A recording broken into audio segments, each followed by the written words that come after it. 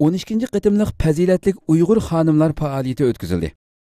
Sharq Turkiston Ma'rifat va hamkorlik jamiyati ayollar bo'limining yetakchiligida o'tgan yili 28 oktyabr kunidan boshlab o'tkazilib kelayotgan fazilatlik Uyg'ur xonimlar yig'ilishining 12. qitimliq faoliyati 16 dekabr kuni Sharq Turkiston Ma'rifat va hamkorlik jamiyatining yig'in zalida o'tkazildi. Faoliyatda Saniya xonim Quddus va bizning da'voyimiz temasida leksiya so'zlab, İstanbulning har qaysi rayonlaridan kelib qatnashgan o'quvchi va xonim qizlarga iymonning qalbdili emas, balki amalda qaysi shaklda ifodalanadiganligi haqida amaliy misollar orqali to'liq ta'sirli tushuncha berdi. Xitoy qo'lini chet eldagi o'quvchilarga uzatmoqda.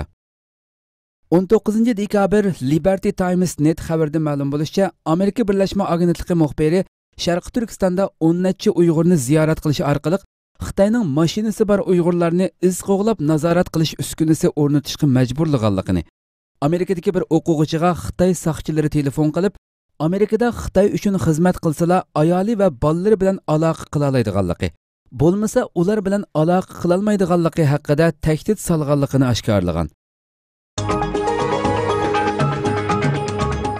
Amerikaning kelgusi davlat xavfsizlik strategiyasi Rossiya va Xitoy bilan to'qnashadi.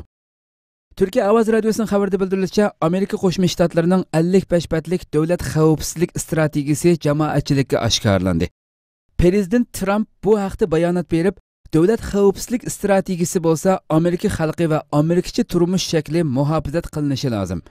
Amerikaning rivojlanishini qo'llash, kuch orqali tinchlikni muhofazat qilish va Amerika ta'sirini rivojlantirish deb ko'rsatdi.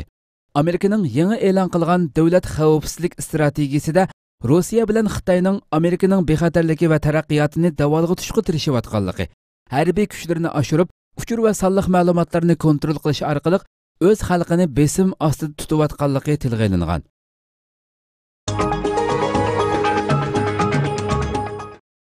Xalqaro jamiyatning Quddus taklif loyihasini Amerika rad qildi. Turkiya Ovoz Radiosuning xabarida bildirilishicha, Misrning BDT xavfsizlik kengashida kun tartibga elib kelgan Quddus masalasini ovoz qo'yish faoliyatida Amerika rad qilib ovoz berdi. Ovoz berish faoliyatida Quddus taklif loyihasini BDT xavfsizlik kengashidagi 14 a'zo qo'llagan. Faqat Amerika rad qilib ovoz bergan. Bu holat Amerikaning Quddus masalasida yolg'iz qolganligini ko'rsatib berdi ekan. Daeshning ishlatgan qurollarining bir qismi Xitoyda ishlab chiqarilganligi bildirildi.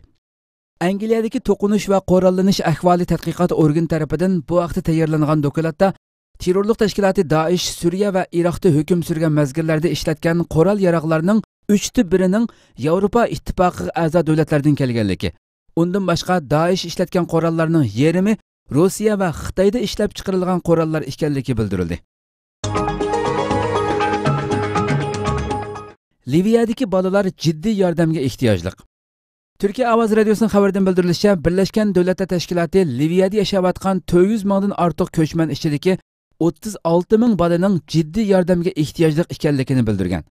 BDT Liviya ishxonasi tomonidan bu vaqtda berilgan bayonotda qaysi davlatning fuqarosi ekanligi to'g'riliq ma'lumot berilmagan 14 mingdan ortiq bolaning oila va yaqin yo'riqlaridan yiroqda yashayotganligi bildirilgan.